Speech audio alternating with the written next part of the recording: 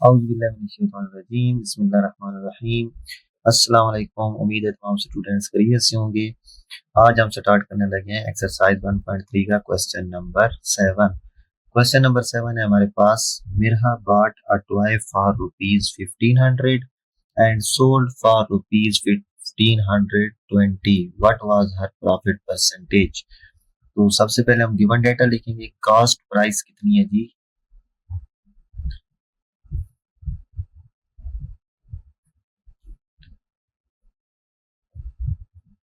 Cost price इसकी है हमारे पास 1500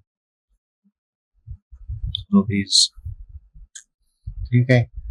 उसके बाद सेलिंग प्राइस कितनी है, कितने का बेचा है उसने? सेलिंग प्राइस आ जाएगी हमारे पास 1520 रुपीज। ठीक है। प्रॉफिट कितना हुआ उसे? प्रॉफिट उसने कितना गेन किया जी? प्रॉफिट का फॉर्मूला होता है सेलिंग प्राइस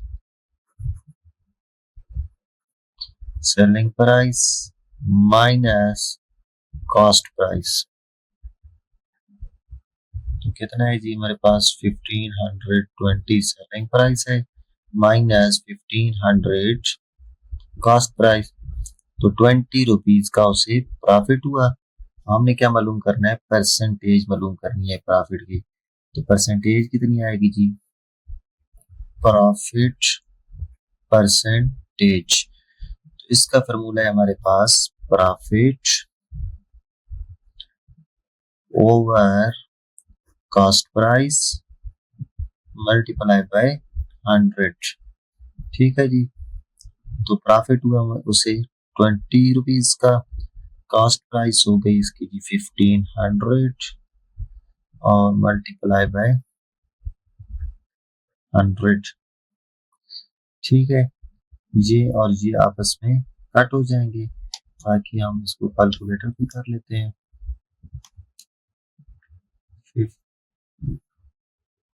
20 डिवाइडेड बाय 15। तो आंसर आ गया हमारे पास जी। इसको हम पॉइंट्स में लिख लेते हैं 1.3%।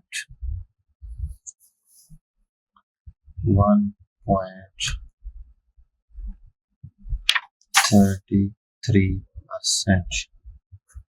ठीक है जी। उसको जी प्रॉफिट हुआ। अब हम चलते हैं क्वेश्चन नंबर 8 की तरफ।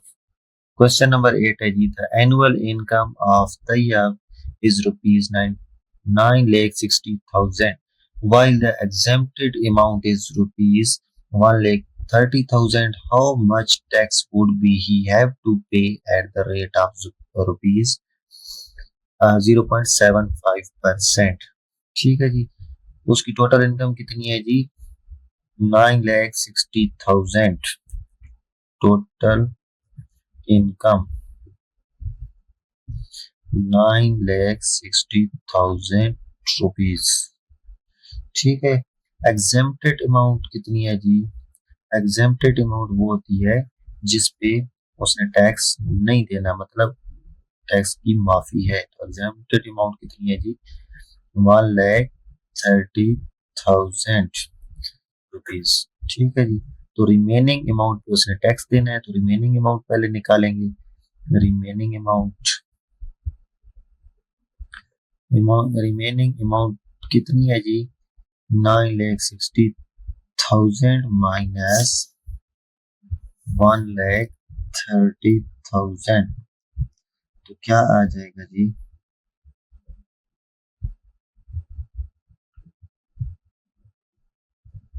8,30,000 rupees.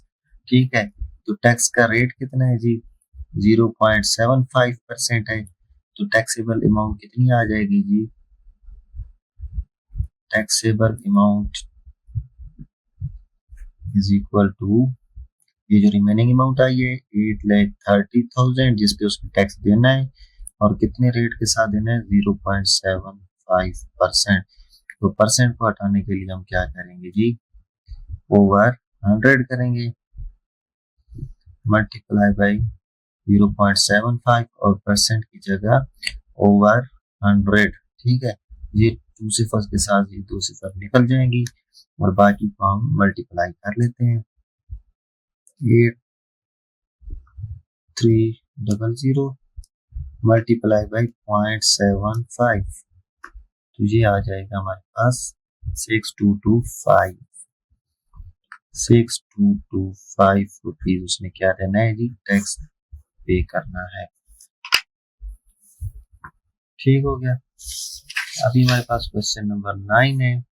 Find the compound markup on rupees 3,75,000 for 1 year at the rate of 14% compounded annually।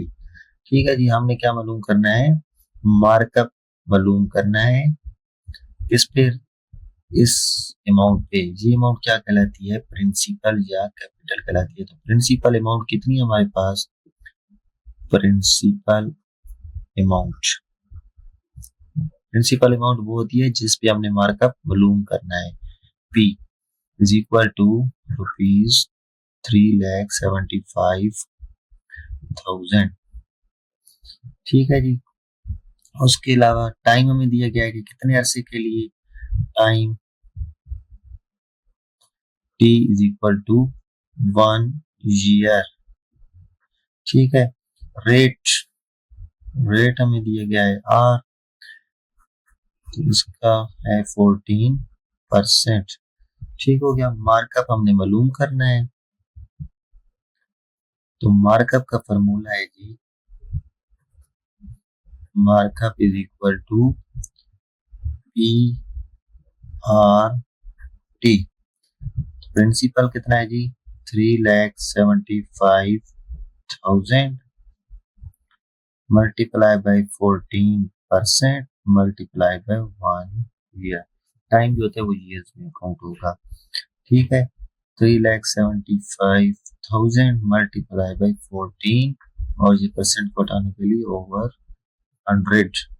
ठीक है, ये कैंसिल आउट हो जाएंगी, 2 सिफर के साथ 2 सिफर, और बाकी को हम कैलकुलेटर पे सॉल्व कर लेते हैं। 375 और साथ 0 मल्टीप्लाई बाई 14, तो ये आंसर आ जाएगा हमारे पास 52,500 रुपीज। ठीक है जी।